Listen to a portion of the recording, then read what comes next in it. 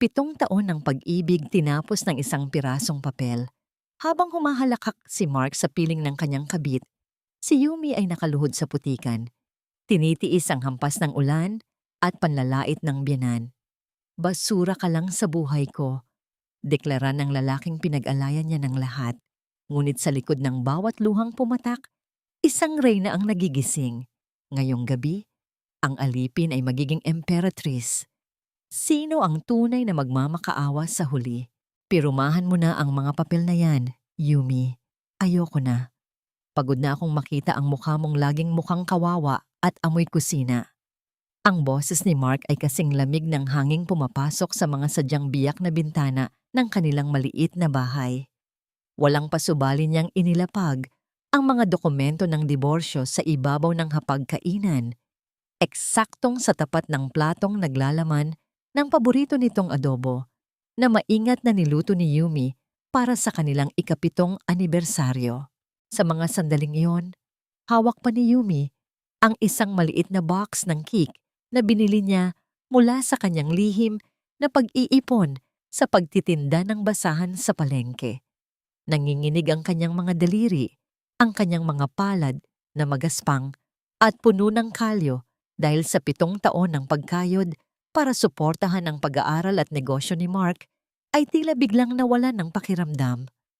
Ang tamis ng sorpresang inihanda niya ay naging kasing pait ng apdo na bumara sa kanyang lalamunan. Hindi pa siya nakakasagot nang bumukas ang pinto at pumasok ang kanyang biyenan na si Aling Saling. Kasunod ang isang babaeng nakasuot ng mamahaling damit at amoy pabango na tila ba ginto ang bawat patak. Si Chloe. Ano pang hinihintay mo, Yumi? Pirumahan mo na. Bulyaw ni Aling Saling habang walang pakundangan niyang hinahablot ang bag na suot ni Yumi. Sigurado akong may itinatago ka pang pera rito. Pera ito ng anak ko. Wala kang karapatang humawak ng kahit 5 dahil palamunin ka lang sa bahay na ito. Naramdaman ni Yumi ang mabilis na pagpintig ng kanyang puso. Isang uri ng sakit na tila tinutusok ng libu-libong karayom. Ang bag na yon ay naglalaman ng passbook kung saan unti-unti niyang iniipon ang para sa operasyon ng kanyang biyenan. Ang mismong babaeng nananakit sa kanya ngayon. Hindi siya makapagsalita.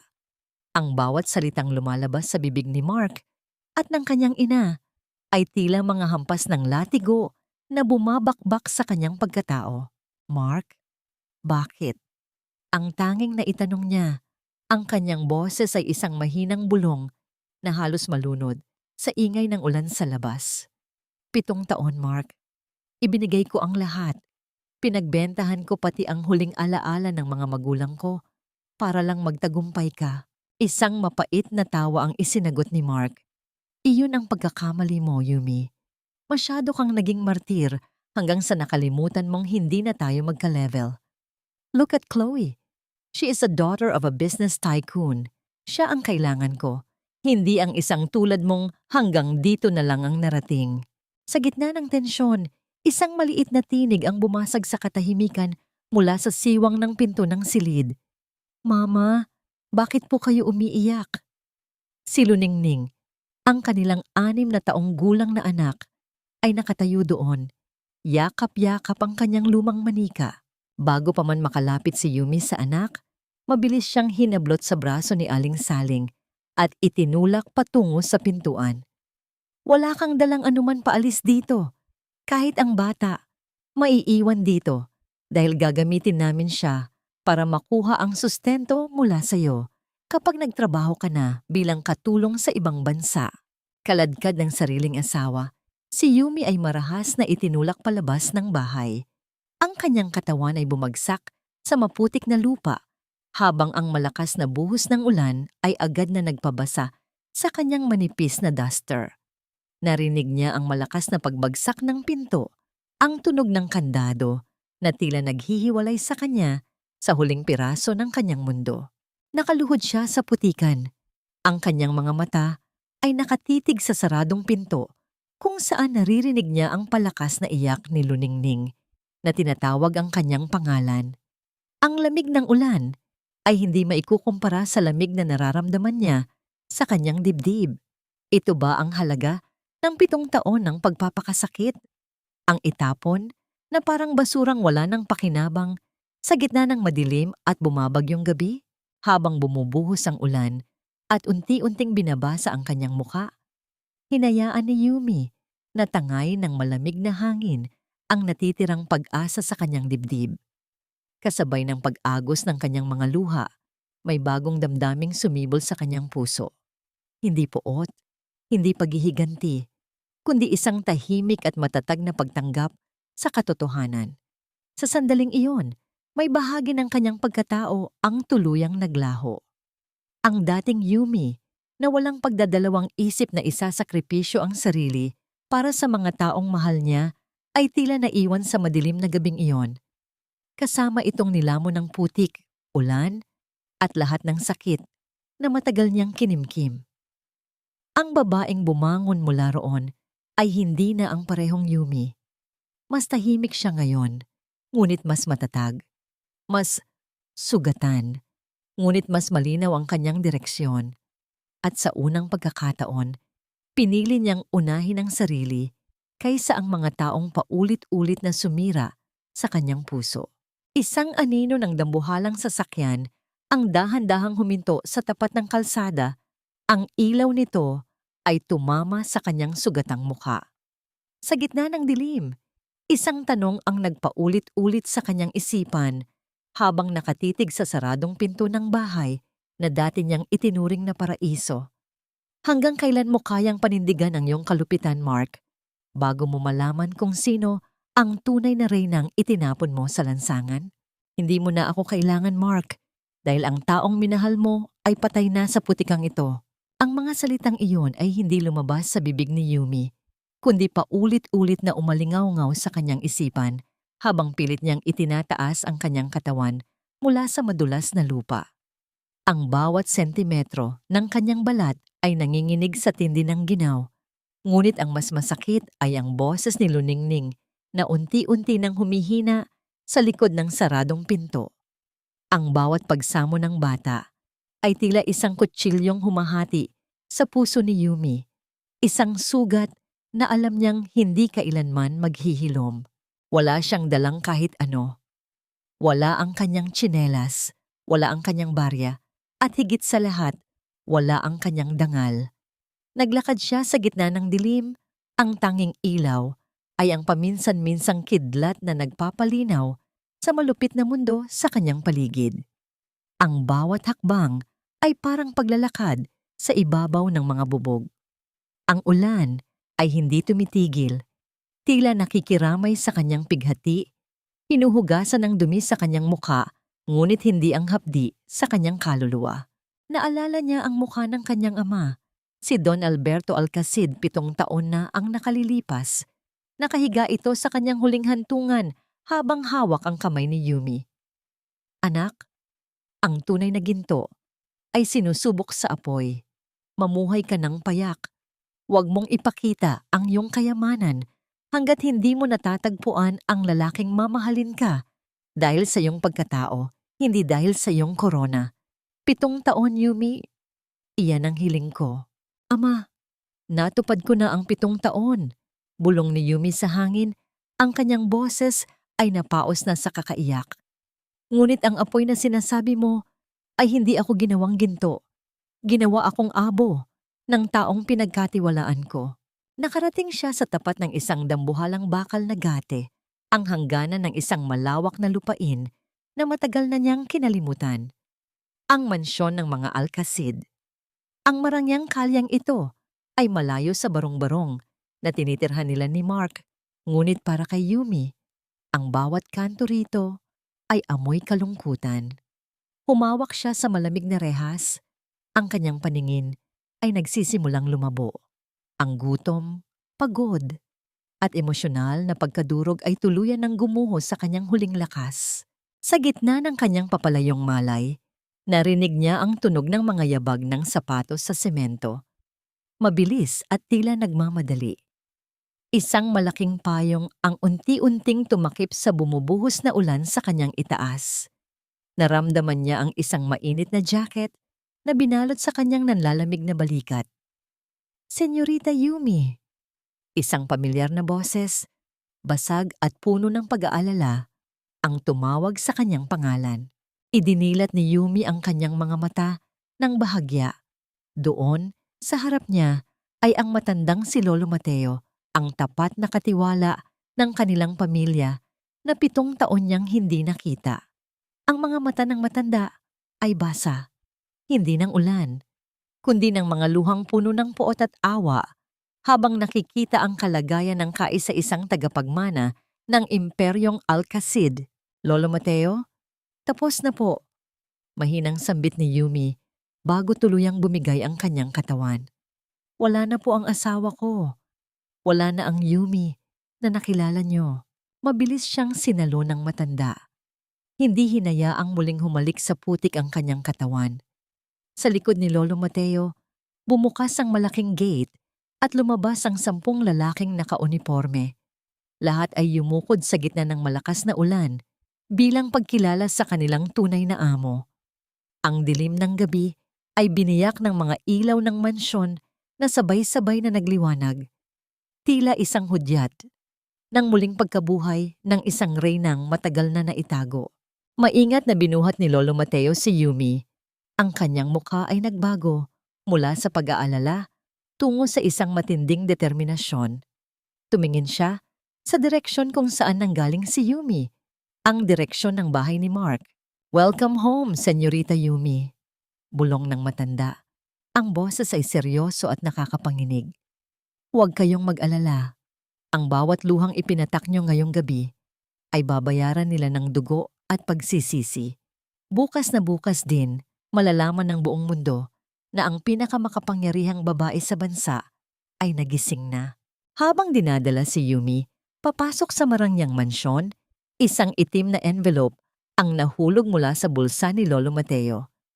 Ito ay ang listahan ng lahat ng ari-arian na sa loob ng 7 taon ay palihim na ipinahiram ni Yumi sa kumpanya ni Mark sa pamamagitan ng isang dummy foundation.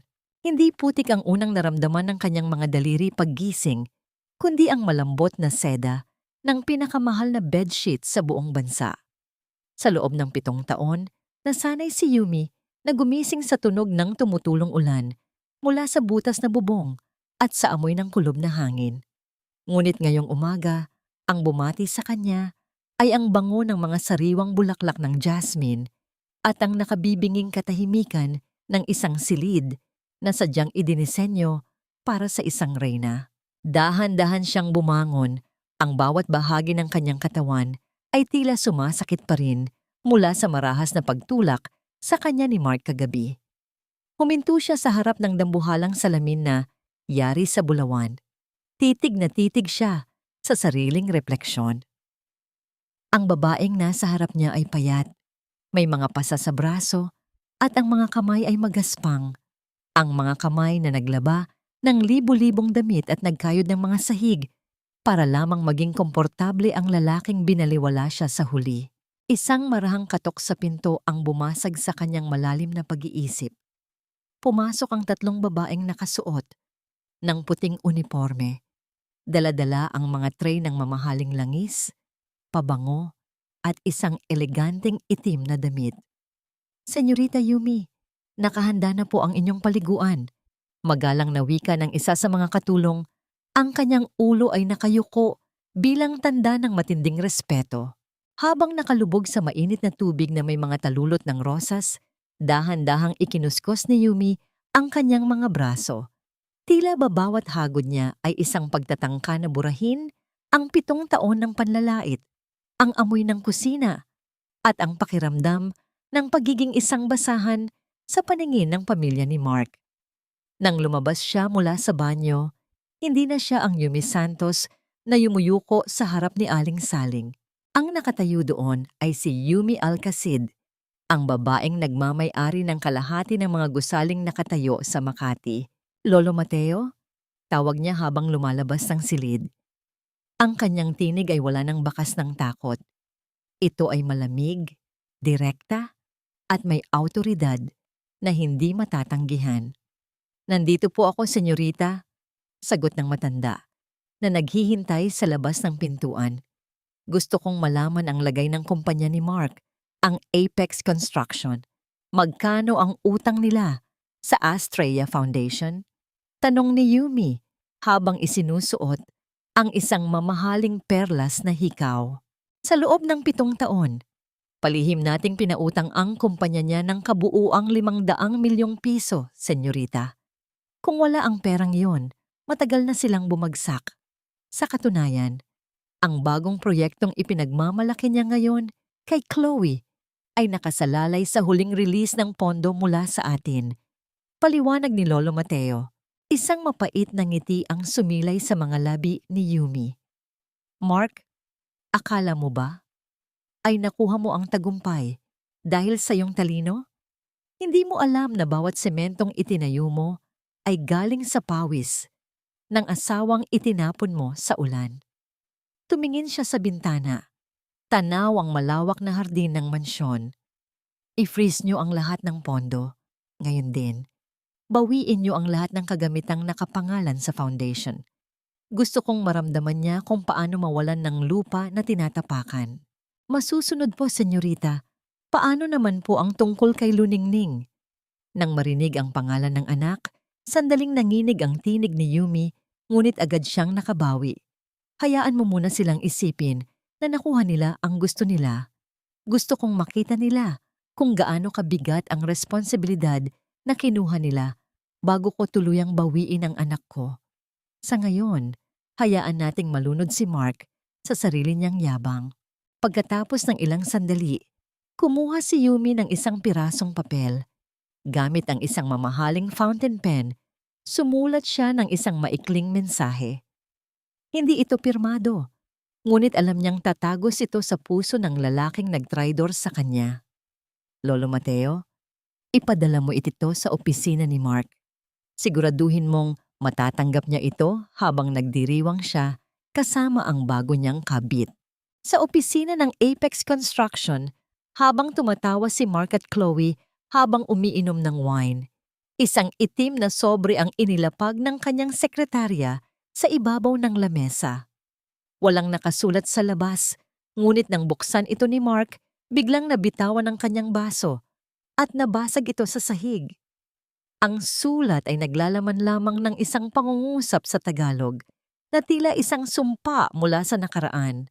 Ang toreng itinayo sa kasinungalingan ay guguho sa isang bulong ng katotohanan. Humanda ka, dahil ang paniningil ay nagsimula na.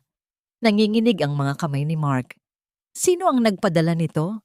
Bulyaw niya, ngunit ang tanging sagot ay ang katahimikan ng kanyang marangyang opisina na tila ba unti-unti nang nagiging isang kulungan. Ilang milyon ba ang kailangan mo para sa engagement ring na gusto mo, Chloe? Huwag kang mag-alala. The bank will release the funds today.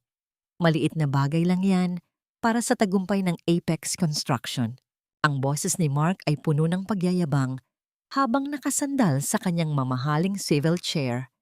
Humigop siya ng kape, ninanamnam ang lasa ng tagumpay na sa tingin niya ay pinaghirapan niya ng mag-isa. Sa harap niya, si Chloe ay abala sa pagpili ng mga mamahaling alahas sa isang magazine. Ang kanyang mga mata ay nagniningning sa kasakiman. Ngunit ang katahimikan ng marangyang opisina ay biglang binuwag ng isang matinis na tunog mula sa telepono sa ibabaw ng mesa. Ang tunog na yon ay tila isang babala na hindi pinansin ni Mark. Pagkaangat niya ng linya, ang kanyang ngiti ay dahan-dahang napalitan ng isang bakas ng kalituhan at pagkatapos ay ng matinding putla. Anong ibig mong sabihin na frozen ang account ng Astrea Foundation? Hindi maaari. Sila ang backbone ng proyektong ito. Ang sigaw ni Mark ay umaling-awngaw sa 4 na sulok ng silid. Mabilis niyang ibinaba ang telepono at mabilis na nirepaso ang kanyang laptop. Ang mga numero sa screen, na dati ay kulay berde at nagpapahiwatig ng yaman, ay biglang naging pula. Ang lahat ng credit lines ng Apex Construction ay pinutol sa loob lamang ng 1 oras. Ang mga supplier na dati ay yumuyuko sa kanya ay isa-isang tumatawag, hindi para bumati, kundi para maningil ng mga utang na hindi niya na kayang bayaran. Mark, what's happening? Bakit ka namumutla? Paano na ang singsing ko? Naiiritang tanong ni Chloe. Ang kanyang boses na dati ay malambing ay biglang naging matalas at walang pakialam sa nararamdamang kaba ng lalaki. Hindi ko alam, Chloe. Something is wrong. Ang foundation na sumusuporta sa atin sa loob ng 7 taon. Biglang binawi ang lahat. Para tayong pinutulan ng hininga. Sagot ni Mark habang ang kanyang mga kamay ay nagsisimulang manginig. Sa mga sandaling iyon, ang isipan ni Mark ay bumalik sa sulat na natanggap niya kanina. Ang toring itinayo sa kasinungalingan ay guguho sa isang bulong ng katotohanan. Sino ang gumagawa nito? Wala siyang maalalang kaaway na may ganitong kalaking kapangyarihan. Sa kanyang paningin, si Yumi ay isang basahan lamang na kasalukuyan nang namamatay sa gutom sa kung saang kalsada. Hindi niya kailanman naisip na ang basahang iyon ang siyang may hawak ng gunting na pumutol sa kanyang mga pangarap. Samantala, sa lumang bahay na dati ay tahanan ni Yumi, ang sitwasyon ay hindi rin maganda. Si Aling Saling ay nakaupo sa hapagkainan, nakasimangot habang tinitingnan ang ulam na tuyo at kanin. Luningning! Tumigil ka nga sa pag-iyak, nakakarindi ang boses mo. Bulyaw ng matanda sa bata na nakaupo sa sulok, yakap ang lumang manika na iniwan ni Yumi. Wala na ang nanay mong malas, kaya wag mo na siyang hanapin. At ikaw, wag kang mag-inarte sa pagkain. Wala nang pera ang tatay mo para sa mga gusto mong laruan dahil sa malas na dala ng nanay mo. Ang bata ay lalong humagulgol. Ang kanyang maliliit na balikat ay nanginginig sa takot at pangungulila. Ang bawat luhang pumatak mula sa mga mata ni Luningning ay tila isang sumpa na dahan-dahang bumabalot sa bahay na iyon. Hindi alam ni Aling Saling na sa labas ng kanilang bakod, isang itim na sasakyan ang dahan-dahang dumadaan at sa loob nito, ang mga mata ni Yumi ay nakatitig sa bintana ng silid ng kanyang anak. Sa loob ng sasakyan, mahigpit ang pagkakahawak ni Yumi sa isang maliit na sapatos ni Luningning na naiwan niya kagabi. Ang kanyang puso ay naglalaban. Ang matinding kailangan na yakapin ang anak at ang malamig na determinasyon na tapusin ang kanyang sinimulan. Senyorita, handa na po ang lahat para sa auction bukas. Ang Apex Construction ay mapipilitang ibenta ang kanilang mga ari-arian para mabayaran ang mga utang sa inyo. Ulat ni Lolo Mateo mula sa driver's seat. Mabuti, sagot ni Yumi. Ang kanyang boses ay walang emosyon, ngunit puno ng bigat. Gusto kong makita ang mukha ni Mark kapag nalaman niyang ang taong bibili ng kanyang dangal ay ang babaeng itinulak niya sa putikan. Habang pabalik ang sasakyan sa mansyon, isang balita ang pumasok sa radyo. Isang malaking sunog ang nagaganap sa isa sa mga warehouse ng Apex Construction. Ang mga kagamitang hindi pa nababayaran ay natupok ng apoy na lalong nagdiin kay Mark sa kumunoy ng utang. Nang makarating si Yumi sa kanyang silid, tumayo siya sa balkonahe at tumingin sa malayo. Ang langit ay madilim, tila nagbabadya ng isa pang malakas na ulan. Isang malamig na ngiti ang sumilay sa kanyang mukha habang hawak ang isang dokumento. Ang transfer of ownership ng bahay na tinitirhan ni na Mark at Aling Saling. Ang karma ay hindi laging dumarating sa paraang inaasahan natin. Minsan, ito ay dumarating sa anyo ng isang reynang marunong maghintay. Bakit ba hindi ka mapakali dyan, Mark? Mag-isip ka ng paraan. Hindi pwedeng mawala ang lahat ng pinaghirapan ko. Ang boses ni Aling Saling ay matinis na parang kuko na kumakalmot sa pisara. Habang ang Apex Construction ay unti-unting lumulubog sa utang, ang tanging inaalala ng matanda ay ang kanyang luho. Nakatayo siya sa gitna ng sala ng kanilang maliit na bahay. Hawak ang isang mamahaling bag na binili ni Mark noong nakaraang buwan. Tila ba natatakot na baka pati iyon ay bawiin ng mga bangko? Hindi sumasagot si Mark. Nakaupo siya sa gilid ng kama sa kanilang silid. Ang kanyang mga kamay ay nakabaon sa kanyang buhok.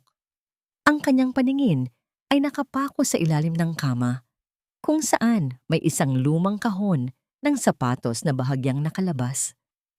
Sa gitna ng kaguluhan ng kanyang isipan, tila may humihila sa kanya na buksan iyon, isang bagay na iniwan ni Yumi na hindi niya kailanman binigyang pansin.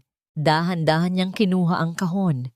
Pagbukas niya, hindi alahas o pera ang tumambad sa kanya. Sa loob ay may mga lumang resibo, mga piraso ng papel na kupas na ang tinta. Kinuha niya ang isang resibo mula sa isang sanglaan 7 taon na ang nakalilipas. Dito nalaman ni Mark ang isang katotohanang tila sumampal sa kanyang mukha. Isinanla ni Yumi ang tanging alaala ng kanyang namayapang ina, isang gintong locket, para lamang may maipambayad si Mark sa kanyang huling semester sa kolehiyo. Sa tabi nito ay isa pang papel, isang listahan ng mga menu para sa baon ni Mark na sadyang tinitipid ni Yumi para lang makabili si Mark ng mga libro. "Mark, nakikinig ka ba?" Pumasok si Aling Saling sa silid. Mabilis na lumapit at hinablot ang kahon. "Ano ba ito? Mga basura? Akala ko ba may nakatagong ginto ang babaeng yun dito?" Nang makitang mga resibo lang ang laman, galit na inihagis ni Aling Saling ang kahon sa sahig. Ang tunog ng mga papel na nagkalat sa semento ay tila ba tunog ng mga pangarap ni Yumi na dinurog nila. Wala talagang kwenta ang babaeng yon kahit kailan. Pura pahirap. Pati itong anak niya, pabigat. Mula sa kusina, narinig nila ang tunog ng pagkabasag ng pinggan. Kasunod ang mahinang iyak ni Luningning. "Ano na naman yan?" Bulyaw ni Aling Saling habang naglalakad patungo sa kusina. "Napakatanga mo talagang bata ka. Gaya-gaya ka sa nanay mong lampa." Narinig ni Mark ang tunog ng marahas na paghila ni Aling Saling sa braso ng bata. "Huwag po, Lola. Nasasaktan po ako." Ang pagsamo ni Luningning, ang boses ay punong-puno ng takot. Sa unang pagkakataon sa loob ng 7 taon, naramdaman ni Mark ang isang matinding kirot sa kanyang dibdib. Hindi ito dahil sa pera, kundi dahil sa isang malabong anino ng konsensya. Ngunit bago pa man siya makakilos para pigilan ang kanyang ina, tumunog ang kanyang cellphone. Si Chloe. "Mark, listen to me." Ang boses ni Chloe ay wala ng tamis. Ito ay matigas at puno ng panunumbat. "My father decided to pull out his investment. Hindi raw siya magtataya sa isang kumpanyang nalulunod na sa utang. And the engagement party? Consider it cancelled. Ayokong mapahiya sa mga kaibigan ko na ikakasal ako sa isang bankrupt." "Chloe, sandali." Ngunit ang tawag ay naputol na.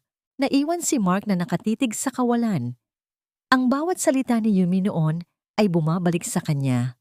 "Mark, darating ang araw na malalaman mong ang tunay na yaman ay hindi nahahawakan." Habang nangyayari ito, sa kabilang bahagi ng lungsod, sa loob ng isang glass-walled na opisina na nakatanaw sa buong Metro Manila, mahinahong inilapag ni Yumi ang isang gintong fountain pen. Sa harap niya ay ang dokumentong nagpapatunay na ang lahat ng utang ng Apex Construction ay opisyal nang binili ng Alcacid Group. Ang ibig sabihin nito, si Yumi na ngayon ang may-ari ng bawat hibla ng hininga ng kumpanya ni Mark. "Senyorita, naisakatuparan na po ang transfer of debt. Ano po ang susunod nating hakbang?" Tanong ni Lolo Mateo, na nakatayo sa kanyang likuran na parang isang matapat na bantay. Tumayo si Yumi at lumapit sa bintana. Ang kanyang refleksyon sa salamin ay nagpapakita ng isang babaeng wala ng bakas ng kahinaan. Ang kanyang mga mata ay kasing lamig ng gabi. "Gusto kong ipadala ang notice of foreclosure sa kanila. Bukas na bukas din," sabi ni Yumi. Ang boses ay kasing talim ng labaha. "Kunin niyo ang bahay. Kunin niyo ang mga sasakyan. Iwanan niyo lang sa kanila ang mga damit na suot nila. Gusto kong maramdaman nila kung paano ang mawalan ng bubong sa gitna ng unos." "Paano po si Luningning, senyorita?" Isang malalim na buntong hininga ang pinakawalan ni Yumi. "Hahayaan ko silang dalhin ang bata sa lansangan sa loob ng ilang oras. Gusto kong makita ni Mark kung gaano siya kawalang kwentang ama bago ko tuluyang bawiin ang aking anak sa gitna ng kanilang kahihiyan. Ang gabi ay tahimik, ngunit sa ilalim ng katahimikang yon ay isang bagyong handa ng manalanta. Walang matitira sa atin, Mark. Saan tayo pupunta? Ang bahay, ang mga gamit natin, kukunin na nila. Ang hiyaw ni Aling Saling ay parang tunog ng isang hayop na nasasaktan habang nakatitig siya sa mga lalaking nakasuot ng barong at may hawak na mga dokumento sa harap ng kanilang gate. May kasama silang mga pulis. Ang pulang sticker na may nakasulat na foreclosed ay idinidikit na sa pader ng bahay na 7 taong inalagaan ni Yumi. Nakatayo si Mark sa gitna ng sala, tulala at hindi makakilos. Ang lahat ng kanyang kayabangan ay natunaw na parang asin sa ulan. Ang Apex Construction ay hindi na kumpanya, kundi isang tumpok ng mga utang. Ngunit sa gitna ng kanyang kawalan ng pag-asa, isang maliit na liwanag ang nakita niya sa huling pahina ng foreclosure notice. Ang Alcacid Group, sila ang nakabili ng lahat ng kanyang utang. Inay, may pag-asa pa tayo, bulong ni Mark. Ang kanyang boses ay nanginginig sa kaba. Pupunta ako sa Alcacid Group. Magmamakaawa ako sa chairman nila. Sabi ng mga balita, ang bagong chairman doon ay isang babaeng may puso para sa mga nagsisimulang negosyante. Baka bigyan niya ako ng isa pang pagkakataon. Dali-daling nagbihis si Mark ng kanyang pinakamagandang Amerikana, ngunit kahit ito ay tila kupas na sa kanyang paningin. Hindi niya napansin ang mga mata ni Luningning na nakasilip sa pinto ng silid. Ang mga mata ng bata ay puno ng takot habang nakikita ang gulo sa loob ng kanilang tahanan. Pagdating ni Mark sa dambuhalang gusali ng Alcacid Group sa puso ng Makati, tila ba lumiliit ang kanyang pagkatao sa bawat hakbang niya sa makintab na sahig na gawa sa marmol. Ang lamig ng aircon ay tumatagos sa kanyang balat, isang uri ng lamig na nagpapaalala sa kanya sa gabi nang itaboy niya si Yumi. Magandang umaga! Nais ko sanang makausap ang chairman. Ako si Mark Santos ng Apex Construction, sabi niya sa receptionist. Pilit na pinatatatag ang kanyang boses. Ang receptionist ay tumingin sa kanya ng walang anumang emosyon. Maupo muna kayo sa waiting area, Mr. Santos. Sasabihan namin ang opisina ng chairman. Lumipas ang 1 oras. Pagkatapos ay 2, 3, 4. Ang 5 oras na paghihintay ni Mark ay parang isang habambuhay na pagpaparusa. Ang kanyang tiyan ay kumakalam at ang bawat segundong lumilipas ay tila isang paalala ng kanyang mga pagkakamali. Naalala niya kung paano niya pinaghihintay si Yumi sa labas ng kanyang opisina noon nang makuha niya ang kanyang unang malaking kontrata dahil ikinahihiya niya ang itsura nito sa harap ng kanyang mga kliyente. Ngayon, siya ang nasa posisyon ni Yumi, naghihintay, umaasa sa isang mumo ng atensyon. Habang nakaupo siya sa malambot na sofa, narinig niya ang mahinang tunog ng mga yabag ng sapatos sa malayo. Ang bawat hakbang ay tila may ritmong mabigat at puno ng awtoridad. Nakita niya ang isang babaeng nakasuot ng eleganteng puting suit na dumaan sa harap niya. Pinalilibutan ng mga bodyguard. Hindi niya nakita ang mukha nito dahil nakatalikod. Ngunit ang tindig nito ay tila pamilyar sa isang paraan na nagpabilis ng tibok ng kanyang puso. Mr. Santos? Tawag ng secretary mula sa front desk. Mabilis na tumayo si Mark, inayos ang kanyang kurbata, at pinahid ang pawis sa kanyang noo. Oo po? Maaari na ba akong pumasok? Pinatatawag na kayo ng chairman, sabi ng secretary. Ang kanyang muka ay may bahid ng isang lihim na ngiti na hindi maintindihan ni Mark. Sumunod kayo sa akin. Naglakad si Mark patungo sa dambuhalang pinto na gawa sa mahogany. Ang bawat hakbang niya ay tila paglapit sa kanyang hatol. Nang huminto sila sa harap ng pinto, naramdaman ni Mark ang isang matinding bango. Ang amoy ng mga sariwang bulaklak ng jasmine, ang paboritong bulaklak ni Yumi. Isang matinding kaba ang bumalot sa kanya. Bakit amoy jasmine dito? Binuksan ng sekretary ang pinto at sumenyas kay Mark na pumasok. Ang silid ay malawak at sa dulo nito ay isang malaking mesa na nakatalikod sa pintuan, nakaharap sa dambuhalang bintana na tanaw ang buong lungsod. Chairman, nandito na po ang taong naghahanap sa inyo. Wika ng sekretary bago ito lumabas at dahan-dahang isinara ang pinto. Naiwan ng katahimikan sa loob ng silid. Ang tanging naririnig ay ang mahinang pag-ikot ng swivel chair. Nakatayo si Mark sa gitna ng carpet. Ang kanyang mga kamay ay mahigpit na nakakuyom sa gilid. Chairman, ako po si Mark Santos. Nandito po ako para humingi ng tulong para sa aking kumpanya. Ang kanyang boses ay gumaralgal. Handa po akong gawin ang lahat. Magiging tapat po akong tauhan nyo. Huwag nyo lang po kaming paalisin sa aming tahanan. Dahan-dahang umikot ang swivel chair. Ang mga mata ni Mark ay dahan-dahang lumaki sa matinding gulat. Ang kanyang lalamunan ay tila natuyo at ang kanyang hininga ay napatid. Ang babaeng nakaupo sa harap niya, ang babaeng may hawak ng kanyang kapalaran, ay ang babaeng 7 taon niyang minaliit, inalipusta at itinapon sa gitna ng bagyo. Ang sabi mo ay handa kang gawin ang lahat, Mark, sabi ng babae. Ang kanyang boses ay malamig at kasing talim ng yelo. Nais kong makita kung gaano katotoo ang mga salitang iyan. Ang katahimikan sa loob ng silid ay naging kasing bigat ng isang dambuhalang bato na dahan-dahang dumudurog sa pagkatao ni Mark. Ang hangin ay tila naging yelo. Bawat hininga niya ay may kasamang hapdi. Titig na titig siya sa babaeng nasa harap niya. Ang buhok na dati ay laging nakapusod ng madali, ay ngayon ay dulas at maayos na nakalaylay. Ang mga matang dati ay puno ng pag-ibig at pag-aalaga, ay ngayon ay kasing lamig ng malalim na dagat. Yumi, paano? Anong klaseng biro ito? Ang boses ni Mark ay halos hindi lumabas sa kanyang lalamunan. Ang kanyang mga tuhod ay nagsimulang manginig. Isang pamilyar na panghihina na tila ba ang buong sahig ng Alcacid Group ay biglang naglaho.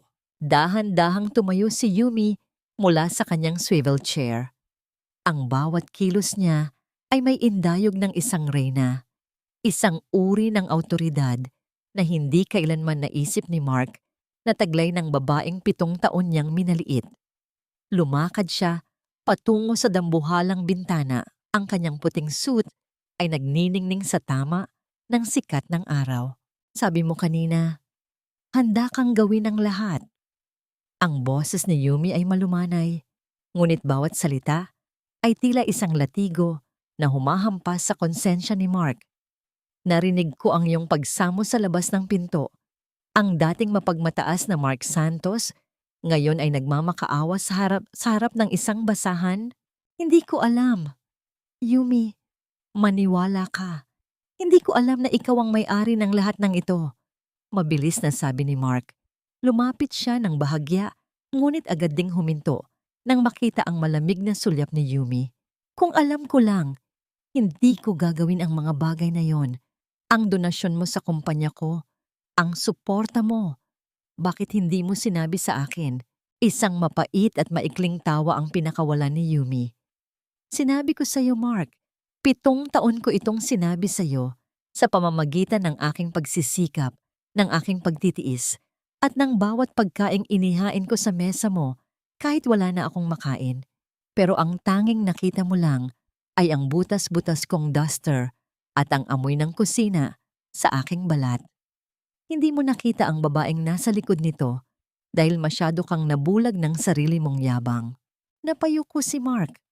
Ang bawat alaala ng kanyang panlalait, ang pagtulak niya kay Yumi sa putikan, ang pagtatapon ng singsing, ang paghalakhak kasama si Chloe, ay tila mga multong sabay-sabay na sumusakal sa kanya ngayon. Yumi, patawarin mo ako. Ang bahay, ang inay, si Luningning. Ang pagsamo ni Mark ay punong-puno ng desperasyon. Huwag mo kaming paalisin sa bahay. Saan kami pupunta? Wala na akong pera, wala na akong kumpanya. Ikaw na lang ang pag-asa namin. Huminto si Yumi sa tapat ni Mark. Ang bango ng jasmine ay tila naging amoy ng kamatayan para sa lalaki. Inabot ni Yumi ang isang folder mula sa kanyang mesa at inihagis ito sa paanan ni Mark. Gusto mo ng pagkakataon? Ibibigay ko sa iyo, sabi ni Yumi. Ang kanyang mga mata ay nanatiling walang emosyon. Pumunta ka sa warehouse ng kumpanya ko sa pier. Doon ka magtatrabaho bilang isang kargador. Ang sahod mo ay sapat lang para pambili ng gamot ng iyong ina at pagkain ni Luningning. At ang bahay, mananatili kayo doon, pero hindi bilang may-ari. Kayo ay mga nangungupahan na lamang sa ilalim ng aking pangalan. Sa sandaling hindi ka pumasok o magreklamo, sa kalsada kayo pupulutin. Nanghina ang mga balikat ni Mark.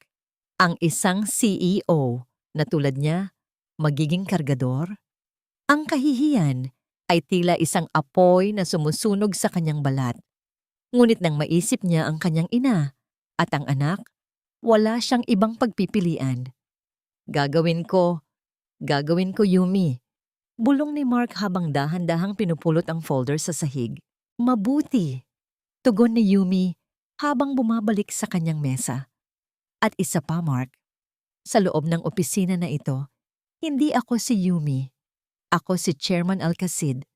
Huwag mo nang babanggitin ang pangalang Yumi sa harap ko dahil ang babaeng iyon ay namatay na noong gabing itinulak mo siya sa ulan. Lalabas na sana si Mark nang biglang bumukas ang pinto. Pumasok si Lolo Mateo. May dalang isang mahalagang balita. Senyorita, tumatawag po ang guro ni Luningning. Ang boses ng matanda ay puno ng pag-aalala. Isinugod daw po ang bata sa ospital. Nawalan daw po ng malay habang nasa klase dahil sa sobrang gutom at panghihina. Sa mga sandaling iyon, ang malamig na maskara ni Yumi ay biglang naetk. Ang kanyang mukha ay napalitan ng matinding takot at pighati. Hindi niya napansin na nabitawan niya ang kanyang gintong ballpen. Anong sabi mo? Bulyaw ni Yumi. Ang kanyang puso ay tila tumigil sa pagtibok. Mabilis siyang tumingin kay Mark na ngayon ay mas lalong namutla. Ang galit ni Yumi ay muling nagliyab, mas matindi kaysa kanina.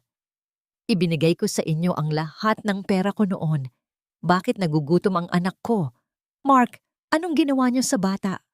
Hindi nakasagot si Mark dahil alam niya sa kanyang sarili na ang pera na dapat ay para sa pagkain ng bata ay kinuha ng kanyang ina para pambayad sa utang sa sugal noong isang gabi. Bakit ba kailangang dalhin pa sa ospital ang batang iyan? Nag-iinarte lang iyan dahil gustong makita ang nanay niyang layas. Sayang lang ang pambayad sa doktor. Ang matinis na boses ni Aling Saling ay umalingaw-ngaw sa pasilyo ng pampublikong ospital, dahilan upang lumingon ang mga nurse at ibang pasyente. Nakatayo siya doon, nakapamaywang, at tila naiirita pa na kailangang mapunta sa lugar na amoy gamot at punong-puno ng mga taong nagdurusa. Ngunit ang kanyang boses ay biglang napatid nang bumukas ang pinto ng emergency room. Lumabas si Yumi, suot pa rin ang kanyang mamahaling puting suit na ngayon ay may bahid na ng pawis at gusot. Ang kanyang mga mata ay nagniningas sa galit na hindi pa kailanman nakikita ni Aling Saling. Ulitin mo ang sinabi mo. Bulong ni Yumi, ang kanyang boses ay kasing talim ng labaha na nakadiin sa leeg ng matanda. Ulitin mo na nag-iinarte lang ang anak ko habang ang mga doktor ay hirap na ibalik ang malay niya dahil sa sobrang panghihina. Napaatras si Aling Saling. Ang dating maamong manugang na laging yumuyuko sa kanya ay tila naging isang leon na handang pumatay. Ano ba? Totoo naman Binibigyan ko naman niya ng pagkain. Sinungaling! Bulyaw ni Yumi. Nilapitan niya ang matanda. Hindi alintana ang mga bodyguard na nakabantay sa paligid. Kinausap ko ang guro ni Luningning. 3 araw na siyang walang baon. 3 araw na tubig lang ang laman ng tiyan niya, habang ikaw ay nagsusugal gamit ang perang iniwan ko para sa kanya bago niyo ako itaboy. Dahan-dahang lumapit si Mark. Nakakarating lang mula sa opisina. Nakita niya ang kanyang ina na namumutla sa harap ni Yumi. Yumi, sandali. Pag-usapan natin ito ng maayos. Isang malakas na sampal ang dumapo sa mukha ni Mark, sapat na para mapalingon ang kanyang ulo. Ang tunog ng palad ni Yumi sa pisngi ni Mark ay tila hudyat ng katapusan ng lahat ng pasensya. "Huwag mo akong hilingan ng maayos na usapan, Mark," hiyaw ni Yumi. Ang kanyang mga luha ay sa wakas ay pumatak na, hindi dahil sa sakit, kundi dahil sa puot. Habang nandoon ako sa opisina, iniisip ko pa kung paano kita bibigyan ng pagkakataong maging ama. Pero habang ang anak ko ay nakahiga sa loob, walang malay at butot balat, napagtanto ko na wala kayong pinagkaiba ng ina mo. Pareho kayong mga hayop. Pumasok muli si Yumi sa loob ng silid kung saan nakahiga si Luningning. Ang bata ay napapalibutan ng mga tubo. Ang kanyang mukha ay kasing puti ng mga kumot ng ospital. Dahan-dahang hinawakan ni Yumi ang maliit na kamay ng anak. Ang mga daliri ni Luningning ay napakalamig. Sa mga sandaling iyon, ang puso ni Yumi ay tuluyan ng naging bato para sa kanyang dating pamilya. Hinaplos niya ang noo ng anak. Tinitingnan ang bawat detalye ng mukha nito. Nakita niya ang isang maliit na pasa sa braso ng bata, tila bakas ng mahigpit na pagkakahawak. "Luningning, anak, gising na. Narito na si Mama." Bulong ni Yumi, ang kanyang tinig ay nanginginig sa pagsisikap na hindi humagulgol. Hinding-hindi ka na nila mahahawakan muli. Pangako yan ng Mama. Isang golden moment ang naganap ng bahagyang gumalaw ang mga daliri ng bata at pabulong na binanggit ang salitang Mama. Ngunit hindi idinilat ni Luningning ang kanyang mga mata. Tila ba sa panaginip lang niya nararamdaman ang kaligtasan. Lumabas si Yumi ng silid. Ang kanyang mukha ay blangko na sa anumang emosyon. Humarap siya kay Lolo Mateo na naghihintay sa labas. "Lolo Mateo, tawagan ang pinakamagaling na abogado sa bansa." Utos ni Yumi habang nakatitig ng diretso sa nangangatog na si Mark at Aling Saling. "Gusto ko ang lahat ng kasong maaari nating isampa. Child abuse, neglect, at reckless imprudence. At ang foreclosure, huwag nyo nang patapusin ng buwan. Ngayong gabi rin, ilabas nyo ang lahat ng gamit nila sa kalsada. Wala akong pakialam kung saan sila matulog." "Yumi, please!" Ang inay, matanda na siya. Pagmamakaawa ni Mark, lumuhod siya sa harap ng maraming tao. "Patawarin mo kami. Gagawin ko ang lahat. Magiging kargador ako. Magiging alipin mo ako. Huwag mo lang kaming itapon sa kalsada." Tiningnan ni Yumi si Mark mula ulo hanggang paa. Isang tingin na puno ng pandidiri. "Ang sabi mo noon, Mark, masyado akong naging martir. Ngayon, ituturo ko sa iyo kung ano ang ibig sabihin ng pagiging biktima." Habang naglalakad si Yumi palayo, isang nurse ang tumakbo patungo sa kanya. May dalang isang maliit na crumpled na papel na nakuha raw sa bulsa ng uniforme ni Luningning. Nang buksan ito ni Yumi, nakita niya ang isang drawing ng isang reyna na may korona at sa ibaba nito ay may nakasulat sa hindi pa gaanong maayos na sulat kamay. "Mama, alam ko po babalik ka. Ikaw ang reyna ko. I love you po." Ang huling hibla ng pagkatao ni Yumi ay tila naputol. Ang kanyang hininga ay naging mabigat. Tumingin siya sa dulo ng pasilyo kung saan tanaw ang madilim na kalangitan ng Manila. Ngunit bago siya tuluyang makalabas, isang estrangherong lalaki na nakasuot ng itim na suit ang lumapit sa kanya at bumulong. "Senyorita Yumi, may nakita po kaming hindi inaasahang ebidensya sa bahay ni Mark. Hindi lang po pera ang ninakaw nila sa inyo, pati po ang katotohanan tungkol sa pagkamatay ng inyong ama. Ito ba ang halaga ng lahat ng panlalait na ibinigay mo sa akin, Mark? Ang makita kang namumulot ng sarili mong gamit sa gitna ng kalsada?" Ang boses na yon ay hindi galing kay Yumi, kundi mula kay Chloe, ang babaeng pinagpalit ni Mark sa kanyang asawa. Nakatayo si Chloe sa tapat ng gate ng bahay ni na Mark, suot ang kanyang mamahaling sunglasses kahit madilim ang gabi. Sa kanyang likuran, ang mga tauhan ng Alcacid Group ay patuloy sa paglalabas ng mga lumang aparador, sirang silya at mga damit ni na Mark at Aling Saling. Ang bawat gamit na tumatama Sa semento, ay tila tunog ng pagbagsak ng huling piraso ng dangal ni Mark. Chloe, tulungan mo ako. Akala ko ba mahal mo ako? Pagsamo ni Mark, habang pilit niyang itinatayo ang kanyang ina na kasalukuyang nakaupo sa isang tumpok ng mga sako ng bigas sa kalsada. Isang mapait na ngiti ang sumilay sa mga labi ni Chloe. Mahal? Mark, wake up. I love the CEO of Apex Construction. I love the man who could buy me diamonds. Ngayong isa ka na lang kargador na walang tirahan. Doon mo ba talaga iniisip na mananatili ako? You're pathetic. Mabilis na sumakay si Chloe sa kanyang sports car. Ang dahan-dahang pag-andar ng sasakyan at ang usok na iniwan nito ay tila isang huling sampal sa mukha ni Mark. Sa paligid, ang mga kapitbahay na dati ay kinakainggitan sila. Ang mga marites ng barangay ay nagbubulungan, ang ilan ay lihim na natutuwa sa sinapit ng mag-inang naging mapagmataas ng umasenso. Kasalanan mo ito, Mark. Kung hindi mo pinakasalan ang malas na Yumi na yon, hindi tayo magkakaganito. Hiyaw ni Aling Saling, pilit pa ring ibinabalot ang sarili sa isang lumang kumot habang nanginginig sa lamig. Ang kanyang mga mata ay puno pa rin ng puot. Tila hindi pa rin matanggap na ang kanyang sariling kasakiman ang naghatid sa kanila sa putikan. Habang nagaganap ang kaguluhan sa kalsada, sa loob ng isang pribadong silid sa ospital, nakaupo si Yumi sa tabi ng natutulog na si Luningning. Ang tanging naririnig ay ang mahinang pagandar ng makina na nagbabantay sa tibok ng puso ng bata. Sa kanyang harap, inilapag ni Lolo Mateo ang isang kupas na itim na folder. Senyorita, ito po ang nakita namin sa lihim na kompartimento ng cabinet ni Mark. Isang medikal na ulat tungkol sa inyong ama, si Don Alberto. Bulong ni Lolo Mateo, ang kanyang boses ay puno ng panginginig. Dahan-dahang binuksan ni Yumi ang folder. Ang kanyang mga mata ay nanlaki ng mabasa ang nakasulat.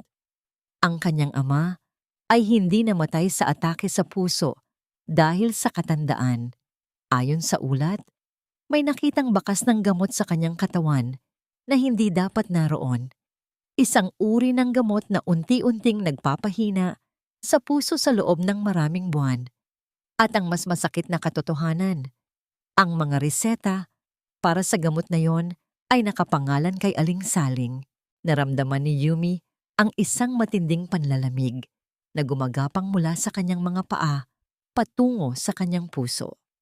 Ang 7 taon na inilaan niya para pagsilbihan ng pamilyang iyon ay hindi lang pala isang pagkakamali. Ito ay isang pakikipamuhay sa mga mamamatay tao.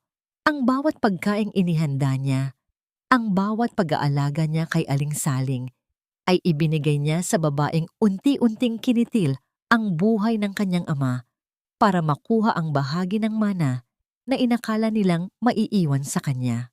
Lolo Mateo, ibig sabihin ba nito? Hindi matapos ni Yumi ang kanyang pangungusap. Ang kanyang mga daliri ay mahigpit na nakakapit sa papel hanggang sa may mapunit ito. Opo, senyorita. Mukhang matagal na nilang pinaplano ito. Ginamit nila ang inyong kabaitan para makalapit sa Don. At nang makuha na nila ang gusto nila, itinapon nila kayo na parang walang kwentang basura. Pagpapatuloy ng matanda. Tumayo si Yumi. Ang kanyang mukha ay naging kasing puti ng pader ng ospital. Tumingin siya sa kanyang anak na mahimbing na natutulog at pagkatapos ay sa madilim na bintana kung saan tanaw ang kalsada. Ang kanyang paghihiganti ay hindi na lamang tungkol sa kanyang sariling sakit. Ito ay tungkol sa katarungan para sa kanyang ama. Mark, Aling Saling, akala niyo ba ay tapos na ako? Bulong ni Yumi, ang kanyang boses ay parang isang panunumpa sa gitna ng katahimikan. Ngayon, hindi lang bahay at kumpanya ang kukunin ko sa inyo. Kukunin ko ang bawat segundo ng inyong kalayaan. Inilabas ni Yumi ang kanyang cellphone at tinawagan ang kanyang abogado. Attorney Valdez, ituloy ang pagsampa ng kaso. Pero dagdagan mo, I want an investigation for homicide and make sure na walang kahit anong butas silang makikita para makalabas. Habang ibinababa ni Yumi ang telepono, biglang bumukas ang pinto ng silid. Pumasok si Mark, duguan ng mga kamay dahil sa pakikipag-away sa mga tauhan sa labas at pilit na lumuhod sa harap ni Yumi. "Yumi, please!" Ang inay. Inatake siya sa puso sa kalsada. "Wala kaming perang pambayad sa emergency room. Parang awa mo na. Iligtas mo ang inay." Pagsamo ni Mark, ang kanyang noo ay nakadikit na sa sahig. Tiningnan ni Yumi ang lalaking minahal niya ng 7 taon. Ang lalaking ngayon ay nagmamakaawa para sa buhay ng babaeng pumatay sa kanyang ama. Isang malamig na ngiti ang sumilay sa kanyang mga labi. "Gusto mong iligtas ko ang nanay mo, Mark?" Tanong ni Yumi habang dahan-dahang lumalapit sa kanya. "Sige, ililigtas ko siya. Pero sa isang kondisyon." "Kahit ano, Yumi. Kahit ano." Sigaw ni Mark sa gitna ng kanyang mga hikbi. "Ipapagtapat mo sa harap ng mga pulis ang lahat ng ginawa niyo sa ama ko," sabi ni Yumi. Ang kanyang boses ay walang bakas ng awa. "Ang buhay ng nanay mo, kapalit ng inyong pag-amin. Ngayon, Mark, gaano mo ba talaga kamahal ang iyong ina? Pumili ka, Mark. Ang huling hininga ng iyong ina o ang huling hibla ng iyong kalayaan?" Ang boses ni Yumi ay hindi nanginginig. Ito ay kasing tatag ng pader ng ospital na nakapaligid sa kanila. Nakatitig siya sa kanyang dating asawa na ngayon ay parang isang basang sisiw na nakaluhod sa kanyang paanan. Ang dumi ng kalsada ay nakakapit pa rin sa Amerikana ni Mark. Isang masakit na paalala na ang lalaking ito ay wala na sa pedestal na dati niyang kinatatayuan. "Yumi, pinapatay mo ako sa mga kondisyon mo," hagulgol ni Mark. Ang kanyang mga balikat ay tila guguho na sa bigat ng kahiyaan. "Paano ko aaminin ang isang bagay na hindi ko naman ginawa?" Ang inay. Baka nagkamali lang siya nang naibigay na gamot kay Don Alberto. Hindi niya sinasadya iyon. Isang malamig na ngiti ang sumilay sa mga labi ni Yumi. "Hindi sinasadya. 7 buwang unti-unting nilalaso ng aking ama habang ako ay abala sa pagpapakain sa inyong dalawa. Mark, huwag mo nang insultuhin ang talino ko. Ang bawat sentimo na kinuha niyo mula sa mana ko ay may bahid ng dugo ng aking ama." Dahan-dahang lumapit si Yumi sa kanya. Sapat na para maamoy ni Mark ang halimuyak ng jasmine, isang amoy na dati ay nagpapakalma sa kanya, ngunit ngayon ay tila amoy ng isang hatol. "Kung talagang wala kang kinalaman, patunayan mo. Pirmahan mo ang salaysay na ito. Sabihin mo ang lahat ng alam mo.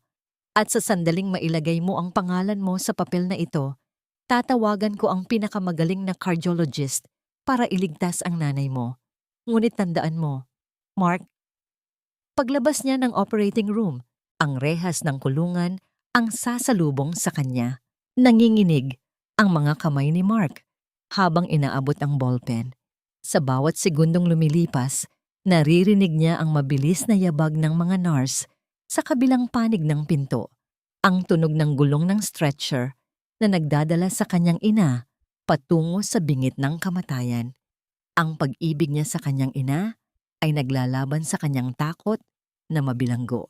Sa huli, ang takot sa kamatayan ng magulang ang nanaig. Gamit ang nanginginig na kamay, nilagdaan ni Mark ang kanyang sariling pagkatalo. Ang bawat kurba ng kanyang lagda ay tila isang pako sa kabaong ng kanilang dating pamilya. "Nagawa ko na, Yumi. Nilagdaan ko na." Bulong ni Mark. Ang kanyang boses ay tila isang hininga ng isang taong malapit ng malunod. "Ngayon, iligtas mo ang inay. Parang awa mo na." Tumango si Yumi kay Lolo Mateo na agad namang kumilos para tawagan ang mga espesyalista. Ngunit bago umalis si Yumi, huminto siya sa tapat ng pintuan ng emergency room kung saan nakasilip ang mukha ni Aling Saling mula sa salamin. Ang matanda ay gising pa ng bahagya, nakatingin sa kanyang anak at kay Yumi. Nakikita ni Yumi ang takot sa mga mata nito. Ang takot na sa wakas ay dumating na ang kanyang karma. Ang sabi mo noon, Aling-saling. Sayang ang pambayad sa doktor para kay Luningning, sabi ni Yumi. Ang kanyang boses ay sapat lang para marinig ng matanda sa kabila ng ingay ng mga makina. Ngayon, ang perang pambayad sa buhay mo ay galing sa basahang itinapon nyo. Mabuhay kayo, aling-saling. Mabuhay kayo para maramdaman nyo ang bawat araw ng pagbabayad sa loob ng selda. Isang golden moment ang nabuo ng madaanan ni Yumi ang salamin ng ospital. Hindi na niya nakikita ang bakas ng luhang pumatak kagabi. Ang nakikita niya ay ang isang babaeng sa wakas ay nahanap na ang kanyang katarungan. Ang kanyang paghihiganti ay hindi kasing pait ng inasahan niya. Ito ay may lasa ng kapayapaan. Habang naglalakad si Yumi palabas ng ospital, sinalubong siya ng liwanag ng bukang liwayway. Ang hangin ay sariwa.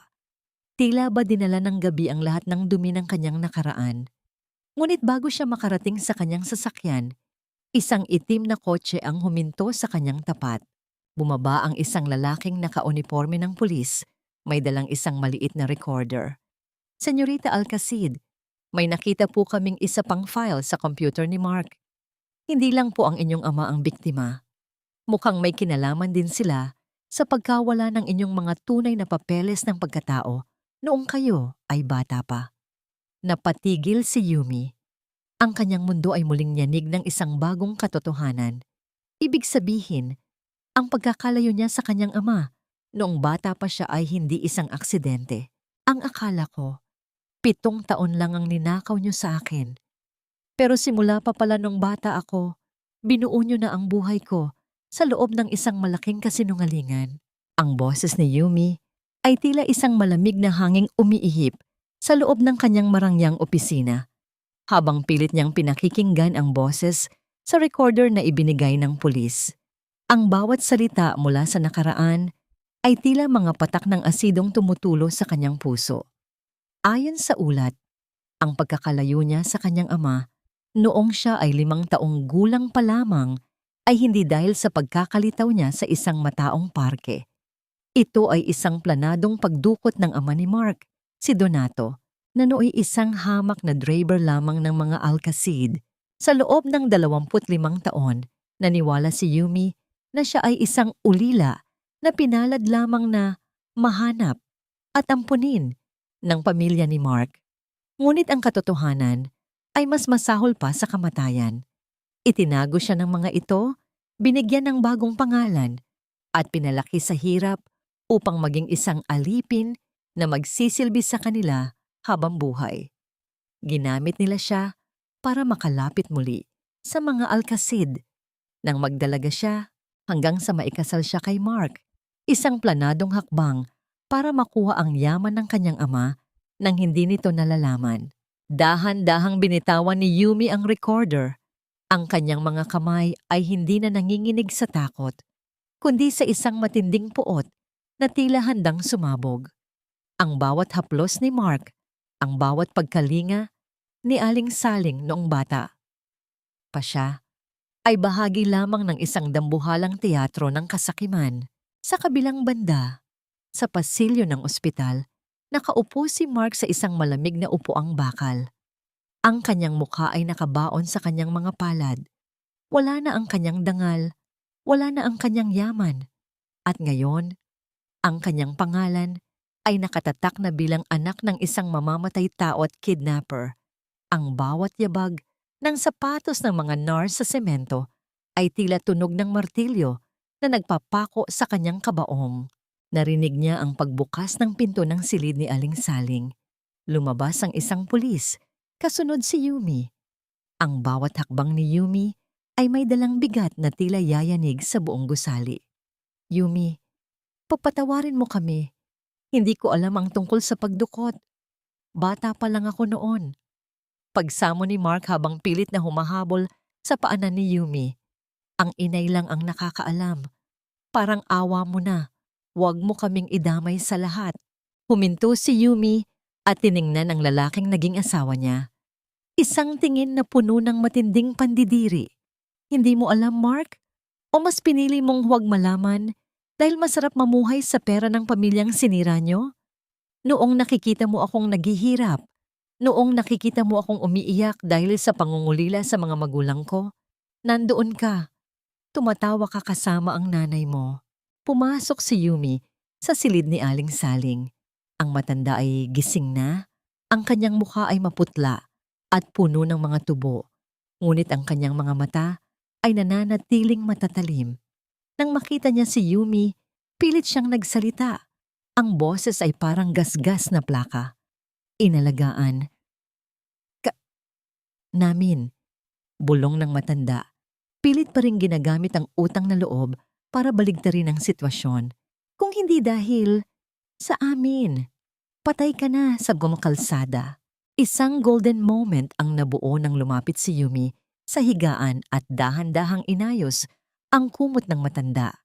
Ngunit hindi bilang tanda ng pagmamahal, kundi bilang tanda ng huling pamamaalam. Inalagaan niyo ako para maging aso niyo, Aling Saling. Pinakain niyo ako ng mga tira-tirang pagkain niyo habang ang tatay ko ay nagluluto ng piging para sa anak niyang nawawala. Ngayong gabi, ang lahat ng pag-aalaga niyo ay ibabalik ko sa inyo sa loob ng rehas. Lalabas na sana si Yumi nang biglang humalakhak ng mahina si Aling Saling. Isang tunog na tuyo at nakapangingilabot. Akala mo ba nanalo ka na, Yumi? Hindi mo ba itinanong kung bakit hindi ka nahanap ng tatay mo sa loob ng 25 taon? Hindi mo ba naisip na baka ayaw ka na niyang mahanap? Napatigil si Yumi. Ang kanyang puso ay tila piniga ng isang higanting kamay. Anong ibig mong sabihin? May isa pang kasabwat, bulong ng matanda bago ito muling nawalan ng malay dahil sa panghihina.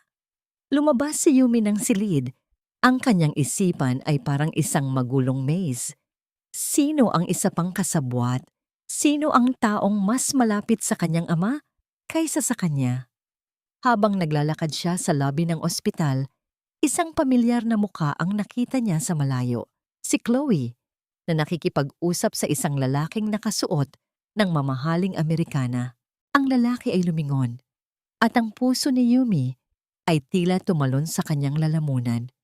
Ito ay si Attorney Valdez, ang sarili niyang abogado. Ang taong pinagkatiwalaan niya ng lahat ng ebidensya laban kina Mark. Nagtama ang kanilang mga paningin at isang malamig na ngiti ang sumilay sa mukha ng abogado. Sa mga sandaling iyon, naramdaman ni Yumi na nasa gilid na siya ng isang dambuhalang bangin. Ang bawat taong akala niya ay kakampi niya ay tila bahagi ng isang mas malaking bitag. Akala mo ba, Yumi, sa isang iglap ay mababawi mo ang lahat dahil lang sa iyong pangalan? Masyado kang naging kampante sa mga taong nakapaligid sa iyo. Ang boses ni Attorney Valdez ay walang bakas ng kaba. Sa halip, ito ay puno ng pangungutya habang dahan-dahan niyang inaayos ang kanyang mamahaling kurbata sa harap ni Yumi sa lobi ng ospital. Sa tabi niya, si Chloe ay humilig sa braso ng abogado. Ang kanyang mga mata ay nagniningning sa tagumpay. Salamat sa mga dokumentong ibinigay mo, Yumi. Dahil doon, mas naging madali para sa amin na ilipat ang huling bahagi ng pondo ng Alcacid Group sa pangalan ni Chloe. Pagpapatuloy ni Valdez. Ang akala mo ay ginagamit mo ako para ipakulong si Mark. Pero ang totoo, ginamit kita para tuluyang ubusin ang iniwan ng iyong ama. Naramdaman ni Yumi ang isang matinding dagundong sa kanyang dibdib. Ang bawat salita ay tila isang bala na tumatagos sa kanyang puso. Ito ang taong pinagkatiwalaan niya ng kanyang mga lihim. Ang taong humawak sa huling habilin ng kanyang ama.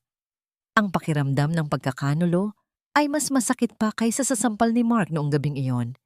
Tila ba ang lahat ng kanyang pinaghirapan ay gumuho sa isang iglap.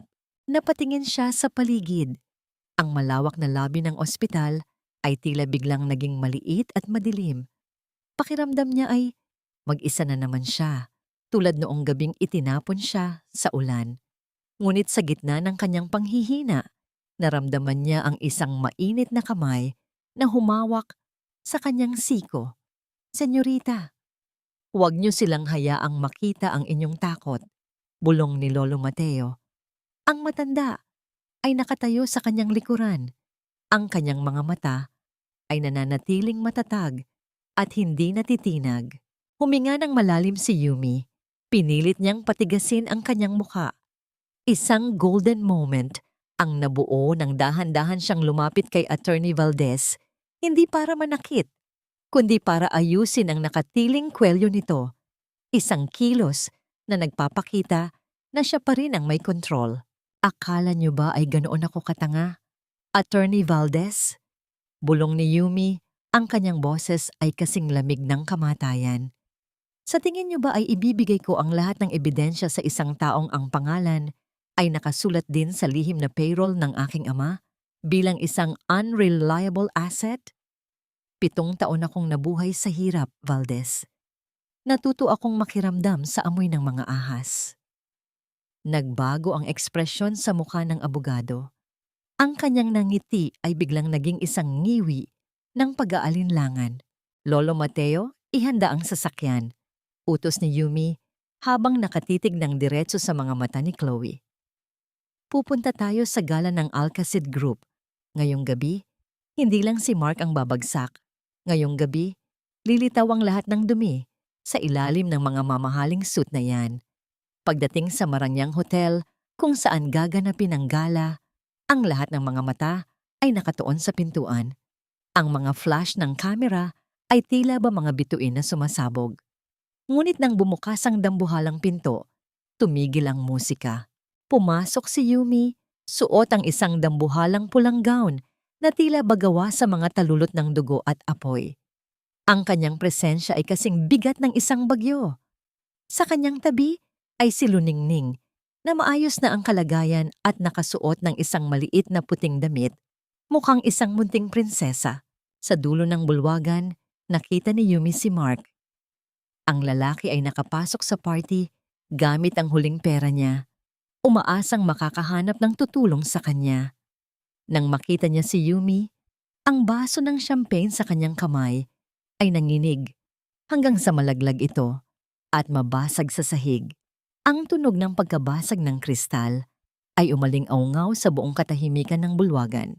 Ladies and gentlemen, ang boses ni Yumi ay umalingaw sa sound system ng hotel, malinaw at puno ng kapangyarihan. Ngayong gabi, nais kong ipakilala sa inyo ang tunay na mukha ng mga taong nagtangkang sumira sa pamilyang Alcacid. Mark Santos, Attorney Valdez, Chloe. Lumapit kayo sa harap. Ang bawat hakbang ni na Mark at Valdez patungo sa entablado ay tila ba hakbang patungo sa kanilang sariling bitayan.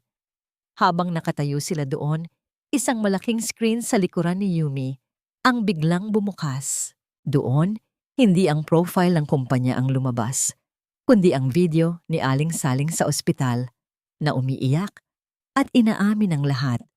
Ang pagdukot kay Yumi, ang paglalason kay Don Alberto, at ang pakikipagsabwatan kay Attorney Valdez para nakawin ang mana. Ang bulong-bulungan sa buong hall ay naging parang isang malakas na ugong ng mga bubuyog.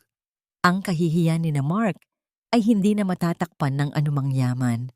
Ito ang huling gabi ng inyong pagpapanggap, sabi ni Yumi habang tinitingnan sila ng may halong awa at poot.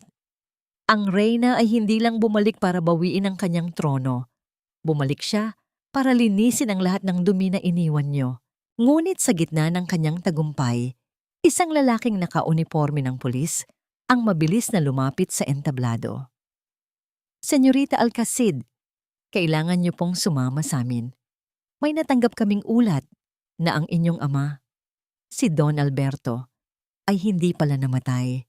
Siya ay itinatago sa isang lihim na pasilidad sa labas ng lungsod. Ang mundo ni Yumi ay muling tumigil. Ang kanyang hininga ay napatid. Ano? Tapos na ang pagpapanggap, Mark. Ang tanging matitira sa iyo ngayon ay ang bigat ng iyong mga kasalanan. Ang boses ni Yumi ay umalingaw sa buong bulwagan, kasing talim ng kidlat na tumatama sa gitna ng karagatan. Sa harap ng daan-daang makapangyarihang tao, ang dating CEO na si Mark Santos ay dahan-dahang bumagsak. Bumagsak ang kanyang mga tuhod sa malamig na marmol. Isang tunog ng pagkatalo na tila ba sumasabay sa pagguho ng kanyang buong mundo. Hindi na niya kayang tumingin sa mga mata ng mga taong dati ay yumuyukod sa kanya. Ngayon, siya ay isang kriminal sa paningin ng lahat. Yumi, please, huwag siluningning. Huwag mo siyang hayaang makita ako ng ganito. Pagsamo ni Mark, ang kanyang boses ay basag at puno ng hikbi. I'll confess everything.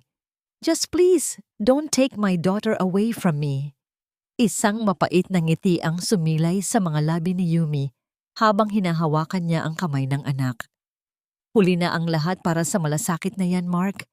Noong hinayaan mong magutom ang batang ito, doon mo na rin ibinenta ang karapatan mong tawagin siyang anak. Habang pinaliligiran ng mga pulis si Attorney Valdez at si Chloe, nakasalukuyang naglulupasay sa galit at kahihiyan, lumapit si Yumi sa kanyang abogado na nagtraidor. Hinawakan niya ang kwelyo nito, ang kanyang mga mata ay nanunuot sa kaluluwa ng lalaki. Nasaan ang tatay ko? Bulong ni Yumi. Ang boses ay puno ng panginginig na dulot ng pinaghalong galit at pag-asa. Sabihin mo sa akin kung nasaan si Don Alberto, kundi ay titiyakin kong mamatay ka sa loob ng selda nang hindi nakikita ang sikat ng araw. Nanginginig ang labi ni Valdez. Sa lumang bodega ng pamilya sa Antipolo, doon siya itinago ni Aling Saling at ni Mark. Hindi nila siya pinatay dahil kailangan nila ang kanyang fingerprint para sa mga bank transfers. Sa mga sandaling iyon, tila ba tumigil ang pag-ikot ng mundo para kay Yumi. Ang bawat luhang pumatak sa kanyang pisngi ay naging sapa ng panibagong lakas. Hindi siya nag-aksaya ng panahon. Mabilis siyang bumaba sa entablado. Kaladkad ang kanyang pulang gown na tila ba isang bandila ng tagumpay at pighati. Lolo Mateo, bantayan mo si Luningning. Utos ni Yumi habang tumatakbo patungo sa pintuan ng hotel. Pupunta ako sa Antipolo. Ngayon din, sa kalsada, habang mabilis na binabaybay ng sasakyan ang madilim na daan patungong Antipolo, hindi mapakali si Yumi. Ang kanyang mga daliri ay mahigpit na nakakapit sa upuan ng kotse. Naalala niya ang bawat gabi na iniyakan niya ang kanyang ama, ang bawat panalangin na sana ay buhay pa ito. Ngayon, ang sagot ay abot kamay na niya, ngunit ang takot ay kasama rin nito. Senyorita, magpakatatag kayo. Malapit na tayo, wika ng driver, habang ang sasakyan ay humahagibis sa ilalim ng mga bituin. Isang golden moment ang naganap ng kinuha ni Yumi, ang isang maliit na rosaryo mula sa kanyang bulsa, ang tanging bagay na ibinigay sa kanya ni Don Alberto bago ito mawala. Hinalikan niya ito, ang kanyang mga mata ay nakapikit ng mariin. Nang marating nila ang dulo ng madilim na kalsada, bumungad ang isang lumang bodega na pinalilibutan ng matataas na talahib. Ang lugar ay amoy luma at abandonado. Mabilis na bumaba si Yumi, hindi alintana ang putik na kumakapit sa kanyang mamahaling gown. Sa loob ng bodega, ang tanging ilaw ay ang bombilyang aandap-andap. Doon, sa isang sulok, ay may isang lalaking nakaupo sa isang lumang wheelchair. Ang kanyang buhok ay maputi na at mahaba. Ang kanyang katawan ay payat na payat. Ngunit ang kanyang mga mata ay nakatingin sa pintuan ng may kakaibang liwanag. Ama, ang boses ni Yumi ay isang mahinang hikbi. Dahan-dahang humarap ang matanda. Nang makita niya ang babaeng nakatayo sa harap niya, ang kanyang mga labi ay nanginig. Yumi, ang munting reyna ko. Tumakbo si Yumi at yumakap sa paanan ng kanyang ama. Ang bawat hagulgol niya ay tila nagpapagaling sa 7 taon ng sugat. Ang pagluhod niya ngayon ay hindi dahil sa pagkatalo, kundi dahil sa labis na pasasalamat. Ngunit sa gitna ng kanilang muling pagkikita, narinig nila ang tunog ng isang sasakyang mabilis na humihinto sa labas. Isang anino ang lumitaw sa pintuan ng bodega. hawak ang isang bagay na nagniningning sa dilim. Akala niyo ba ay ganoon lang kadali ito? Ang boses ay galing kay Mark, na nakatakas pala sa mga pulis sa tulong ng isang kasabwat. Kung hindi mapapa sa akin ang yaman ng mga Alcacid, sisiguraduhin kong wala ring makikinabang dito. Sa kanyang kamay ay isang lighter. At sa paligid ng bodega ay may amoy ng gasolinang kanina pa pala. Ibinuhos ng kanyang mga tauhan bago sila dumating. Isang maling galaw at ang lahat ay lalamunin ng apoy. Isang pitik lang, Yumi. Isang munting apoy lang at lahat ng yamang ipinagmamalaki mo ay magiging abo kasama ng matandang yan. Ang boses ni Mark ay hindi na tunog ng isang makapangyarihang CEO. Ito ay tunog ng isang hayop na nasa sulok, pasag, at puno ng hibang na pagtawa. Ang kanyang mga mata ay nanlilisik habang nakatitig sa lighter na hawak niya. Ang amoy ng gasolina sa loob ng bodega ay naging kasing tindi ng amoy ng kamatayan.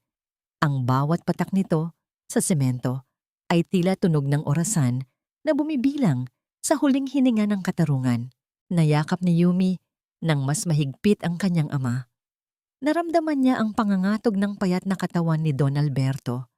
Ang kanyang puso ay tila sasabog sa dibdib, hindi dahil sa takot para sa sariling buhay, kundi dahil sa hapdi na matapos ang 25 taon, ngayong hawak na niya ang kanyang ama, ay muli itong kukunin sa kanya ng parehong kasakiman. Mark, tingnan mo ako. Ang sigaw ni Yumi.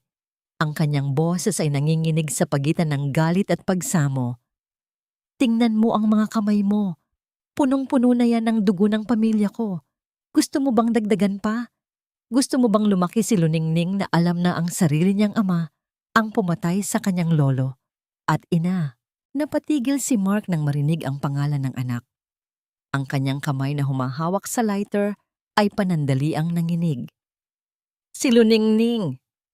Wala na akong anak. Kinuha mo na siya sa akin. Kinuha mo na ang lahat sa akin. Hindi ko kinuha, Mark. Ibinasura mo. Malamig na tugon ni Yumi habang dahan-dahan niyang pilit na itinatayo ang kanyang ama mula sa wheelchair. Pinili mo ang yaman kaysa sa amin. Pinili mo ang kasinungalingan kaysa sa katotohanan. Ngayon, gusto mo kaming sunugin? Sige, gawin mo. Pero tandaan mo, Mark, ang apoy na sisindihan mo ngayon, ang siyang magiging impyernong tatahanan mo habang buhay. Isang golden moment ang naganap ng ang mahinang kamay ni Don Alberto ay humawak sa pisngi ni Yumi. Sa gitna ng panganib, ang matanda ay ngumiti ng tipid. Ang kanyang mga mata ay puno ng pagmamalaki. Hayaan mo siya, anak. Ang kaluluwa niya ay matagal nang nasusunog. Bulong ng matanda sa paos na tinig. Biglang bumukas ang dambuhalang pinto ng bodega. Ang liwanag mula sa mga searchlight ng pulis ay tumama sa mukha ni Mark, dahilan upang mabulag siya ng sandali.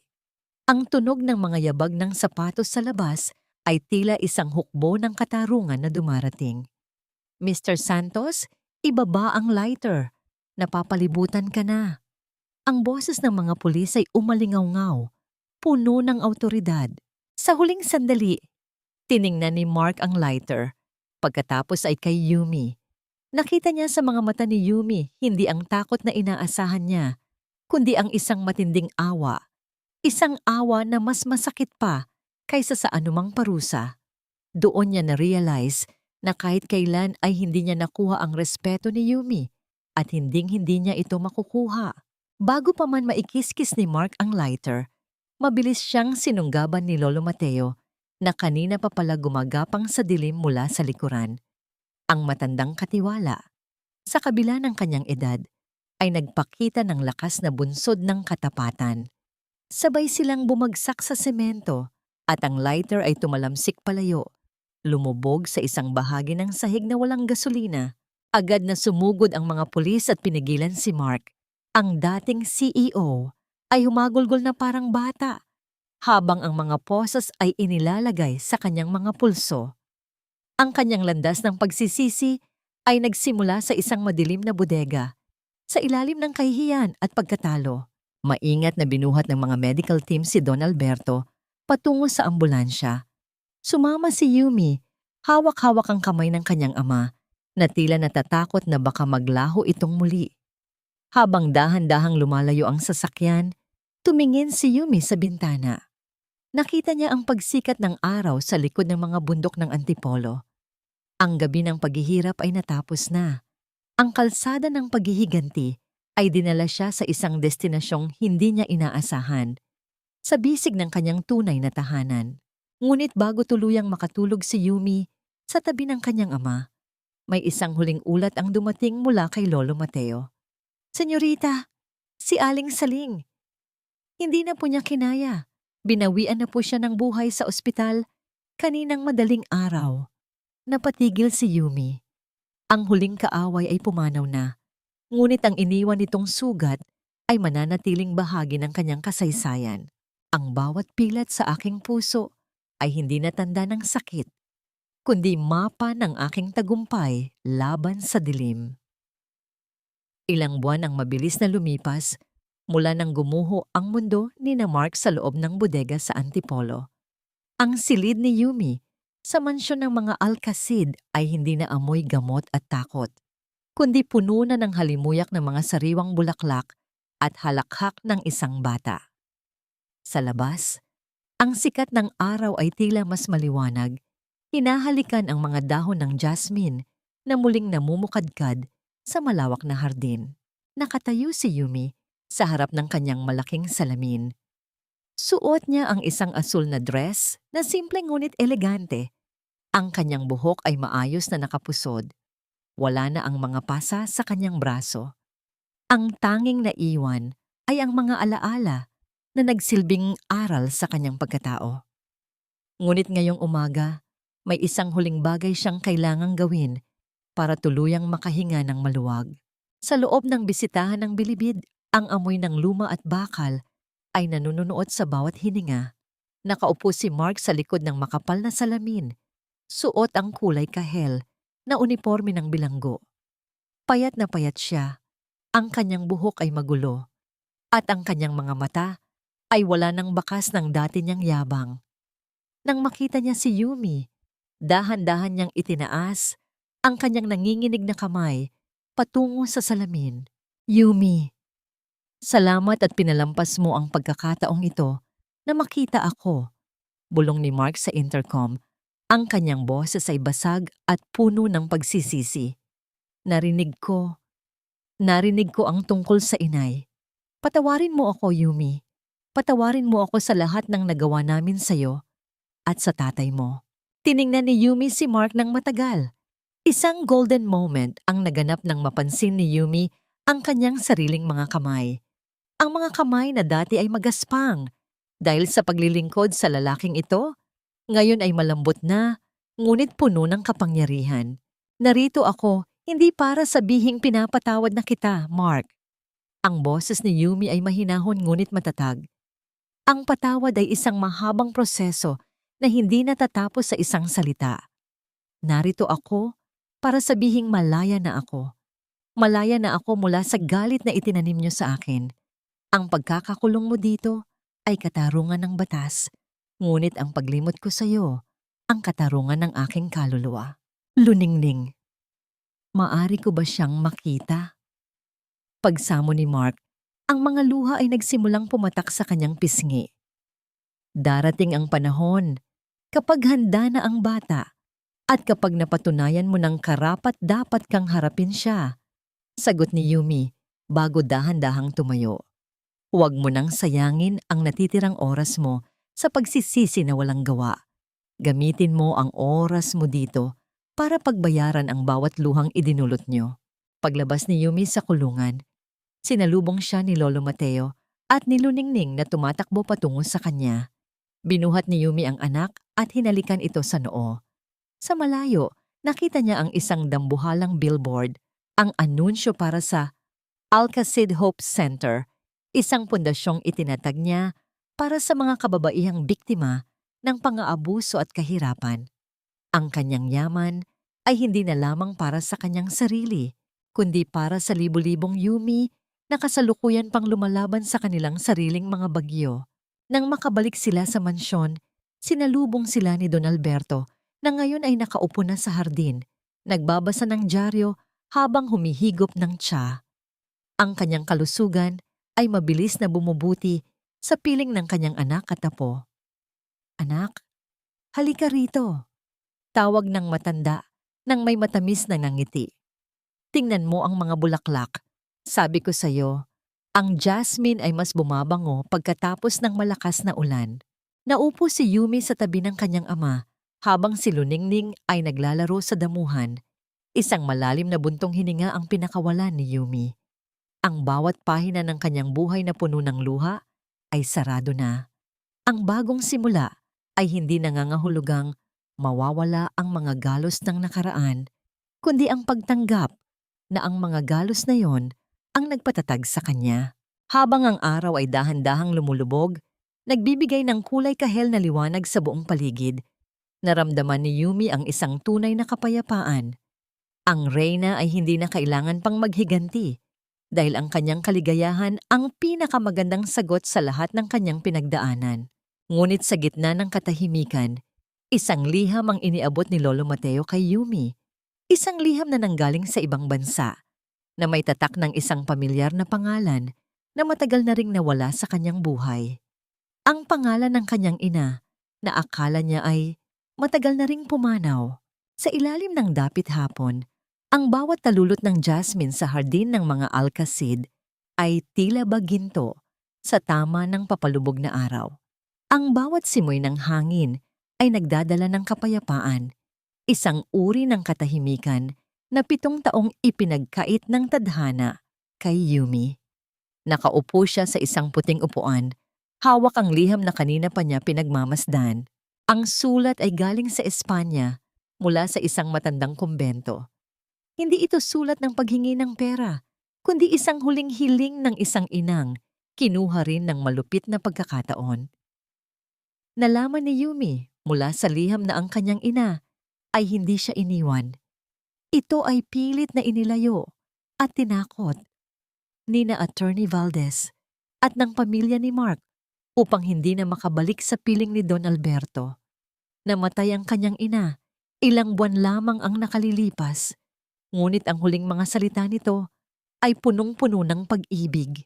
"Anak, kahit sa kabilang buhay, ikaw ang aking pinakamakapangyarihang panalangin. Basamdam may machapome." Isang malalim na hininga ang pinakawalan ni Yumi. Ang huling piraso ng puzzle ng kanyang buhay ay sa wakas ay nailagay na sa tamang lugar. Ang hapdi ng pagkakaalam na ang kanyang ina ay nagdusa rin ay unti-unting hinalinhina ng ligaya dahil alam niyang minahal siya nito hanggang sa huling hininga. "Mama, tingnan mo po, ang daming bulaklak!" Ang masayang sigaw ni Luningning habang tumatakbo patungo sa kanya. May hawak na isang bungkos ng makukulay na gumamela. Binuhat ni Yumi ang anak at pinaupo sa kanyang kandungan. "Maganda ba sila, Luningning? Tulad mo, ang mga bulaklak na iyan ay matibay. Kahit bagyuhin, muli silang namumukadkad." Lumapit si Don Alberto, dahan-dahang naglalakad sa tulong ng kanyang baston. Ang kanyang mukha ay maaliwalas.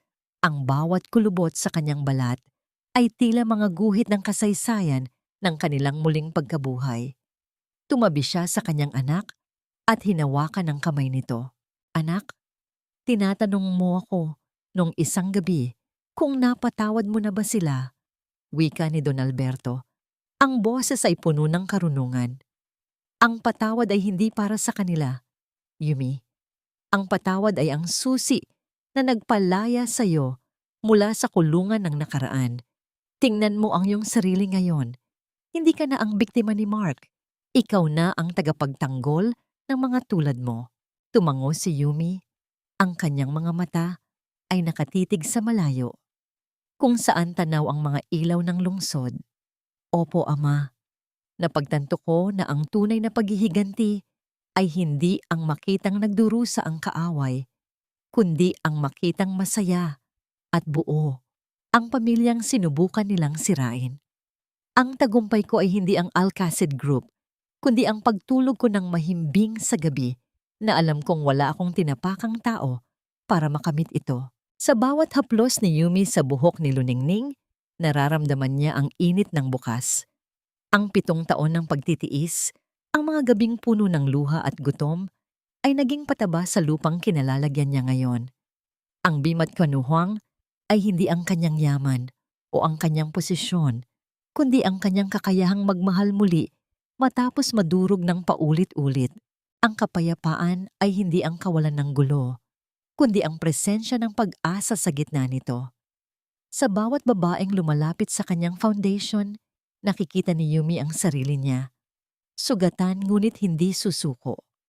At doon, sa bawat ngiti ng mga babaeng muling nakakatayo, ang kanyang ama, ang kanyang ina, at ang kanyang sariling pagkatao ay patuloy na mabubuhay. Habang ang gabi ay tuluyan ng bumabalot sa mansyon, isang huling tingin ang ibinigay ni Yumi sa langit. Ang bituin na pinakamaliwanag ay tila ba kumikindat sa kanya, isang hudyat na ang lahat ay ayos na. Ang reyna ay hindi na kailangan ng korona para makilala dahil ang kanyang kinang ay nagmumula sa kanyang kaluluwa. Ang kwento ni Yumi Alcacid ay nagtapos hindi sa isang marangyang piging, kundi sa isang payak na sandali ng pagmamahalan sa ilalim ng punong jasmine. Sapagkat sa huli, ang pag-ibig na marunong maghintay at magpatawad ang siyang tanging di matitibag na imperyo.